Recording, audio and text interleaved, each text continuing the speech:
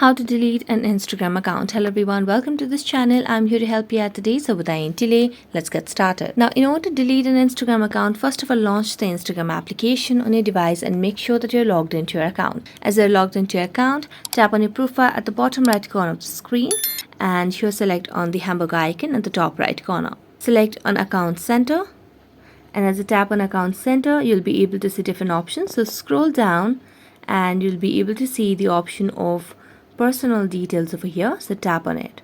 Now select on Account Ownership and Control and then select on Deactivation or Deletion. Tap on your profile over here, and as you tap on your profile, select either you want to deactivate or delete. So I'm going to select on Delete Account, tap on Continue, select on Continue as well, and you just have to give your options over here and then continue. Then tap on Continue again. Keep tapping and continue over here.